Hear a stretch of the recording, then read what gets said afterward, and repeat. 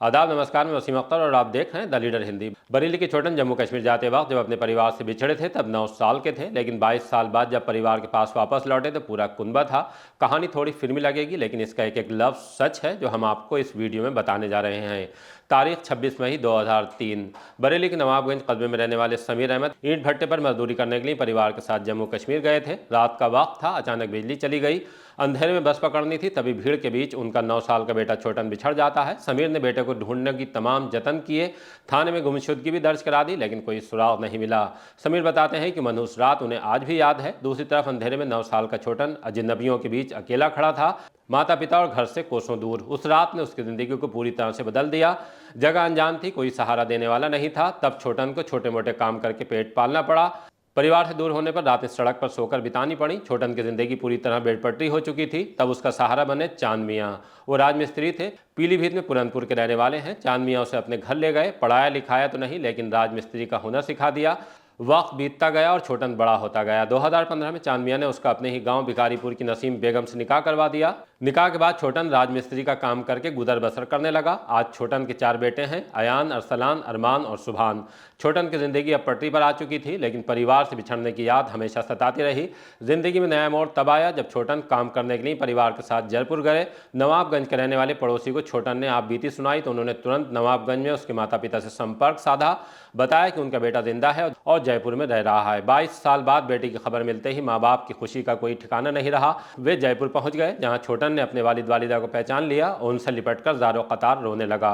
परिवार की खुशी दोगुनी हो गई ये पता होने पर कि छोटन अब अकेला नहीं है, 4 बेटों का पिता बन चुका है। बीवी भी साथ है। बिछड़े बेटे को कुनबे के साथ वापस पाकर वालिद वालिदा के आंसू छलक पड़े। सभी ने अजमेर जाकर ख्वाजा गरीब नवाज की दरगाह पर चादर पोशी की, अल्लाह का शुक्र अदा किया। 22 साल का लंबा इंतजार, अकेले सैकड़ों संघर्ष झेले, मगर किस्मत में एक बार फिर छोटन को असली परिवार से मिला दिया। छोटन का कहना है कि वह अपने माता पिता और परिवार के साथ ज़्यादा से ज़्यादा वक्त बिताना चाहते हैं और उन्हें कभी छोड़कर नहीं जाएंगे। शकील जो हमारा भतीजा है, ये कम से कम मेरे याद में ये 8 साल का था। इन्हें टाइम हो गया लगभग 22 साल।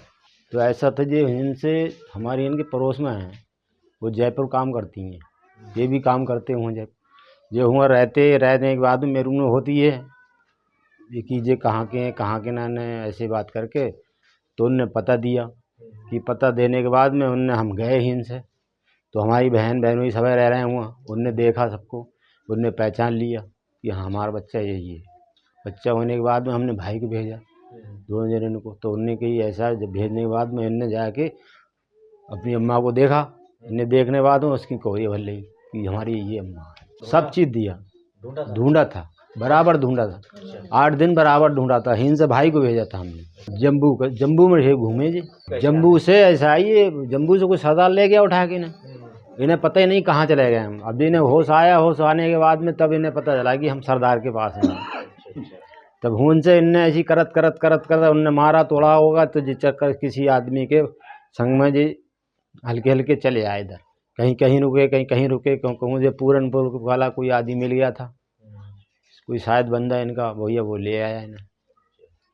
तो उनसे इनकी जानकारी ज़्यादा भई, उनकी परवरिश तो वही है। तो उनने शादी उदी करी है, उसके बाद मुझे काम धाम करने लगे। अब तो अच्छा महसूस कर रहे हैं, सब बढ़िया हैं, खुशी मतलब।